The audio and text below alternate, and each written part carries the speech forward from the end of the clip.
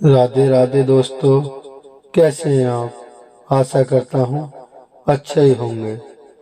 आप सभी पर राधे कृष्ण की कृपा दृष्टि बनी रहे, इसी के साथ मैं हाजिर हूँ एक कथा लेकर, भक्ति और प्रेम की कथा।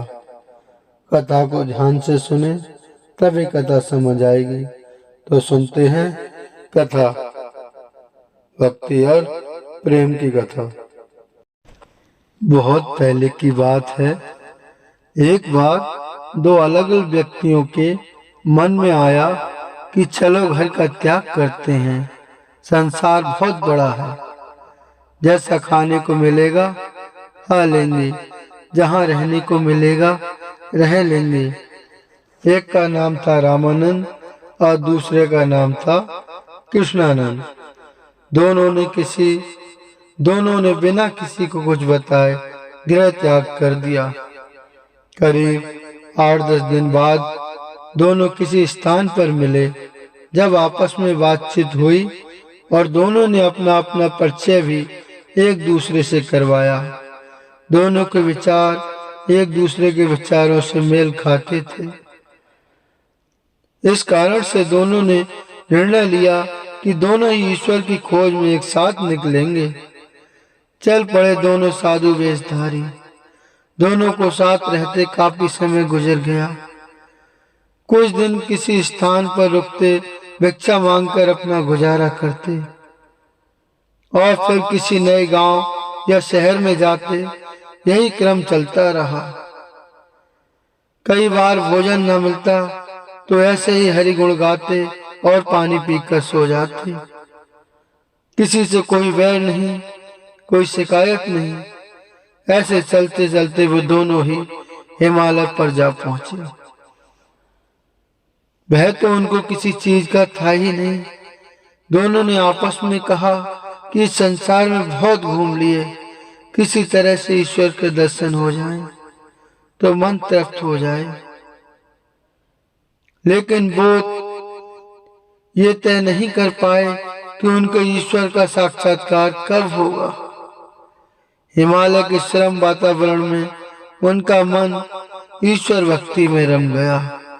जहाँ दोनों साधु रहते थे वहीं पास में ही एक नदी बहती थी।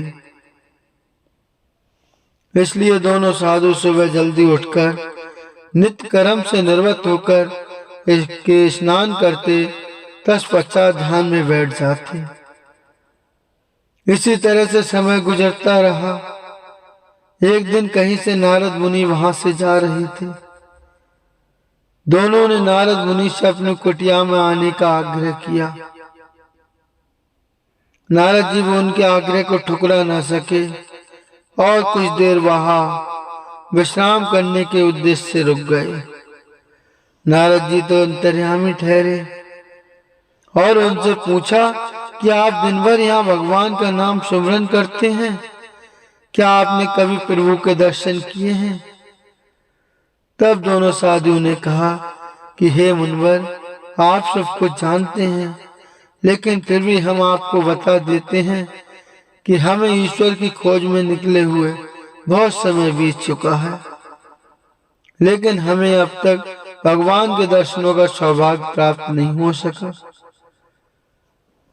तभी रामानंद और कृष्णानंद ने संवेद स्वर में कहा कि नारद जी, हमारे बड़े भाग जो हमें आपके दर्शन हुए।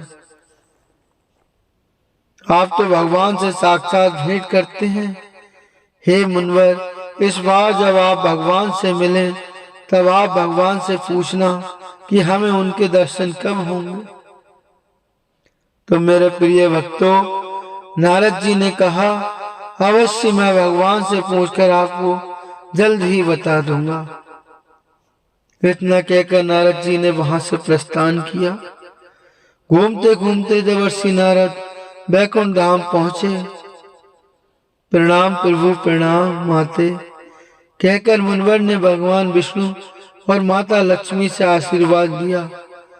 भगवान विष्णु ने नारद जी से पूछा कि देवर्षि, आज आपके यहाँ आने का क्या प्रयोजन?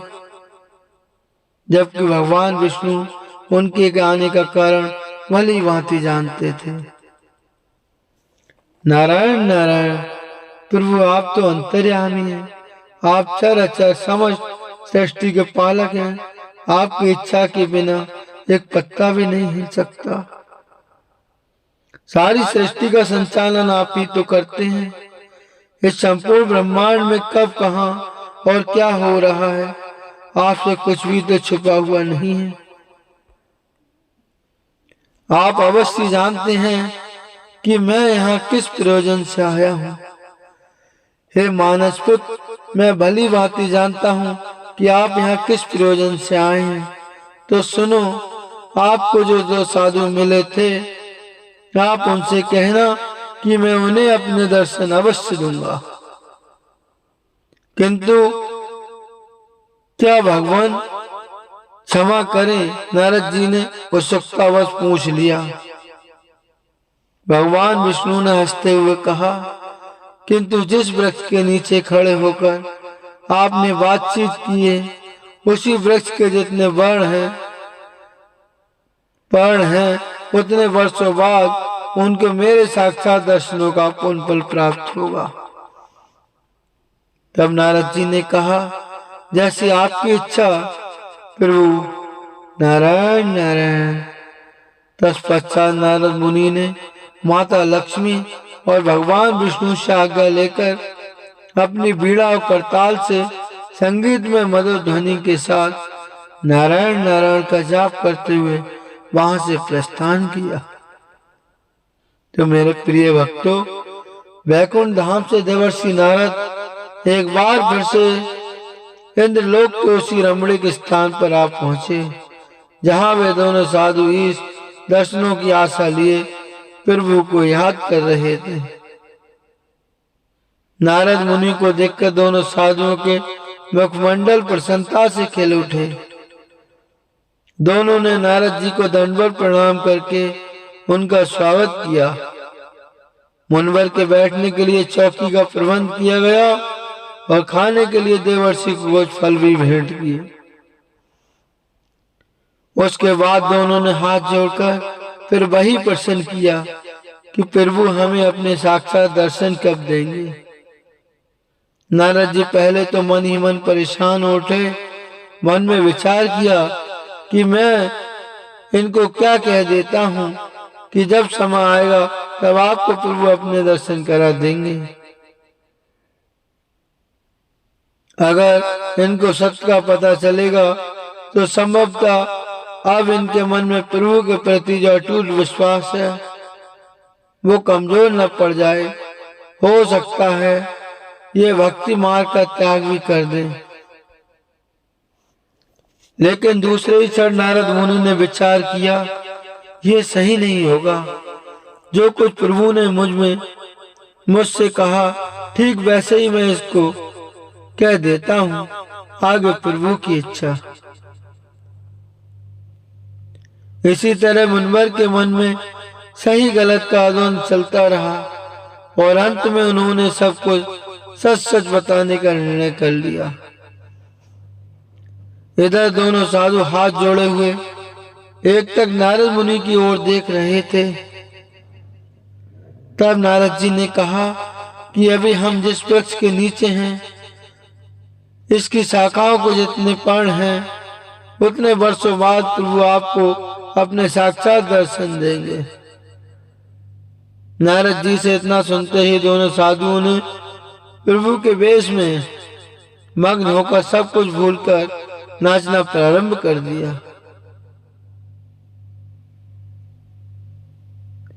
और नाचते नाचते वो दोनों इतने मग्न हो गए कि उनको नारद मुनि की उपस्थिति का भी कोई ध्यान तक न रहा। तो मेरे प्रिय भक्तों,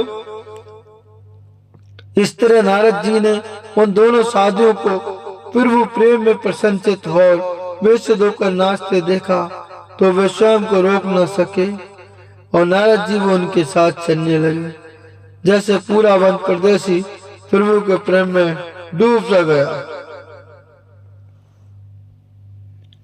वो तीनों तो अपनी आंखें बंद करके कुछ ऐसे नाच रहे थे कि किसी को भी अपने अस्तित्व का ध्यान भी नहीं रहा। नाचते नाचते तीनों अपनी शुद्ध बुद्धि खो बैठे। जब प्रभु ने ये दृश्य देखा तो वे भी अपने आप को रोक ना सके और वहां आकर उनके साथ ही नाचने लगे। तो मेरे प्रिय भक्तों, आहा, कितना सुंदर और कितना मनोरम दृश्य था। तभी अचानक नारद मुनि की आंखें खुल जाती हैं और वहां प्रभु को नाचते हुए देखकर वे आश्चर्यचकित हो उठते हैं और प्रभु से पूछते हैं कि हे भगवान, आपने ही तो कहा था कि मैं इनको कई हजार वर्षों बाद दर्शन दूंगा, किंतु आप तो अभी इनके साथ नृत्य कर रहे हैं। तब भगवान विष्णु ने कहा कि मैंने उस समय वही कहा था जो विधाता ने इनके प्रारब्ध में लिखा था, परंतु अब तुम जो देख रहे हो वो भी सही है, क्योंकि भक्ति मार्ग से मुझे तब प्राप्त करते हैं जो समय इनके लिए विधाता ने तय किया था। इसी क्रम में भगवान विष्णु ने कहा कि जब दोनों साधु मेरे प्रेम में मग्न होकर इस तरह से सब कुछ भूलकर नाचने लगे तो प्रेम के वश होकर मैं भी अपने आप को रोक न पाया और मुझे यहाँ आना पड़ा। हे मानस पुत्र, जो भी मुझसे प्रेम करेगा और सच्चे हृदय से मुझे पुकारेगा तो वो सहज ही में मुझे प्राप्त कर लेगा। तब नारद मुनि ने मुस्कुराते प्रभु को प्रणाम किया और कहा, हे प्रभु, हे जगदीश्वर, आपकी लीला को कोई नहीं जान सकता, आपकी महिमा तो अपरंपार है। ऐसा कहकर नारद जी फिर से घूमने लगे।